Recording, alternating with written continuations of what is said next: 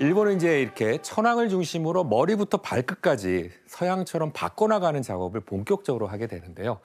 1871년에 메이지 유신 정부는 정부 수립 3년 만에 거대한 프로젝트를 실시하게 되는데요. 관료 46명, 수행원 18명, 유학생 43명으로 구성된 사절단을 꾸려서 미국과 유럽 각국으로 보내게 됩니다.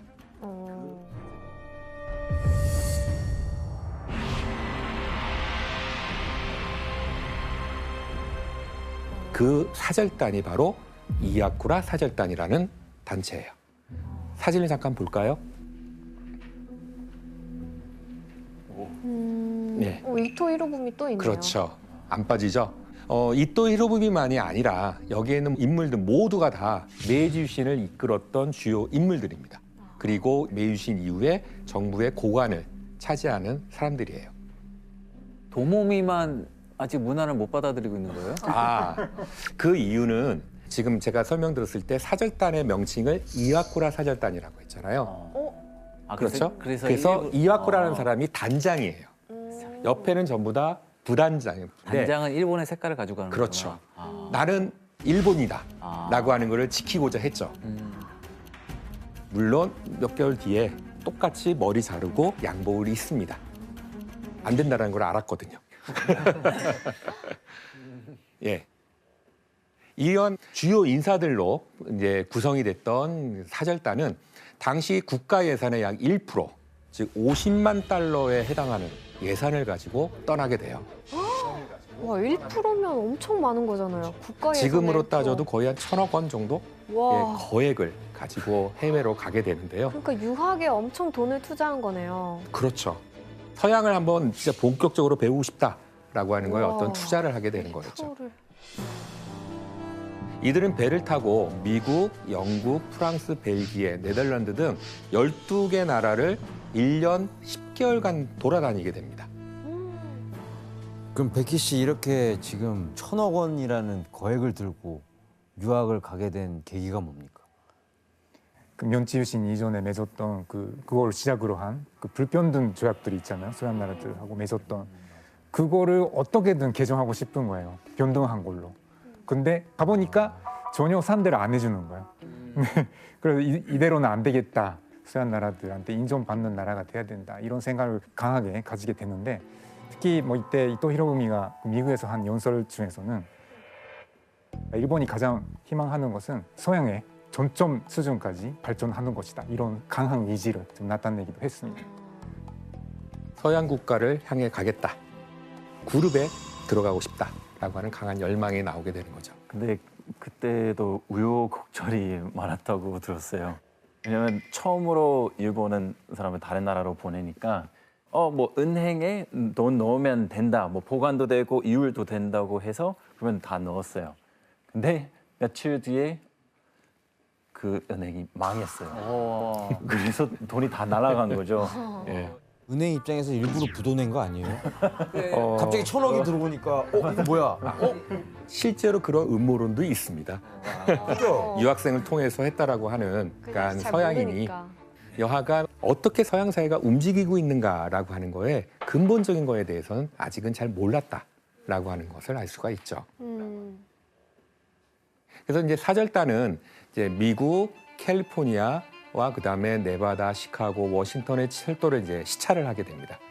그리고 영국에서는 조선소와 제철소, 고무 공장 등 53개의 공장을 방문해서 석탄과 철강을 동력으로 하는 공업 정책이 어떠한지를 배우고요.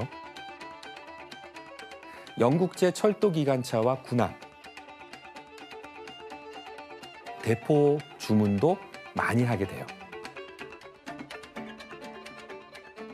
그리고 이제 그 과정에서 독일 총리 비스마르크의 연설을 듣고 군사제도 개혁의 필요성과 큰 나라가 되려면 국민들의 애국심을 가지고 국력을 키우는 길밖에 없다라고 하는 걸 이제 배우게 되죠.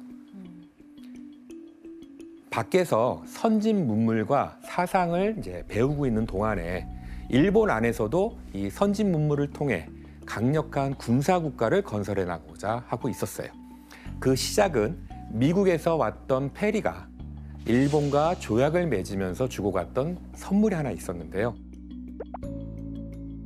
실제 크기의 4분의 1 정도밖에 되지 않는 증기기관차였습니다. 4분의 1밖에 안 되는 증기기관차를 줬다고? 모형인가? 아! 이게 장난감 같은데요? 그렇죠. 정말 좀 작아 보이죠. 사람하고 비교해 보면은. 근데 이렇게 사이즈는 작았지만 일본 사람들한테는 엄청나게 충격적이었어요. 이 증기기관차가. 왜냐하면은 우리나라도 가마라는 게 있잖아요. 사람이 이동할 때 자기 힘으로 안 가면은 타인의 힘을 쓸 수밖에 없습니다. 네. 근데 이거는 사람의 힘이 아니라 그냥 기계가 지가 스스로 움직이는 것 같아요. 근데 그냥 단순하게 움직이는 게 아니라 빠르게 움직이죠.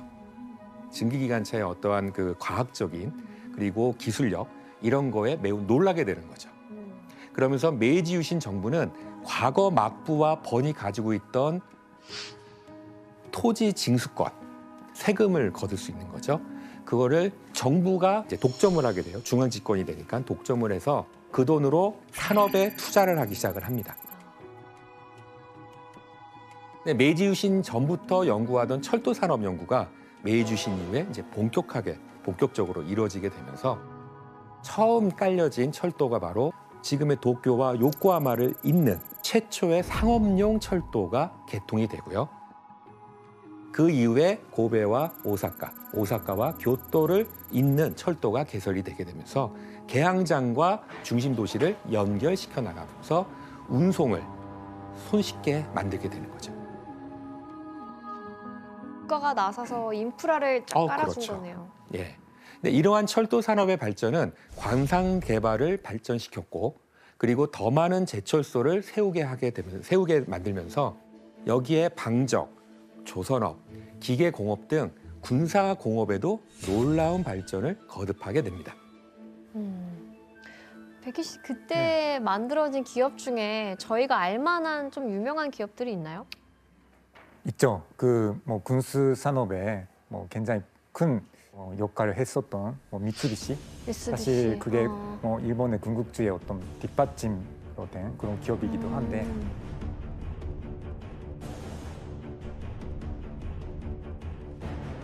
나중에는 제로센 전투기까지 만드는 그런 기업이 됐고 따로 또 뭐 미쓰이와 같은 그런 재벌들이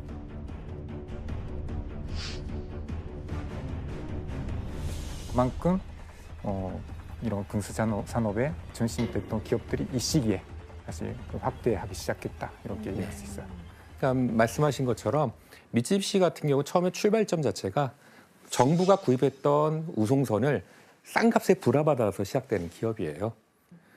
근데 이제 이렇게 산업을 발전시키는 한편으로는 또 군대 역시 본격적으로 서양의 전문가들을 초빙을 해서 그 기술을 전수받게 됩니다. 특히 이제 메이지 유신 이후 영국 해군 교사단의 수장으로 온 인물이 있었는데요. 이 사람은 일본 병사들에게 그 기관 운용, 포술, 배를 만드는 법 등을 가르쳤는데 원양항해 실시와 현지 훈련 등을 하면서 무질서하던 해군 교육 제도를 바꿔나가게 됩니다.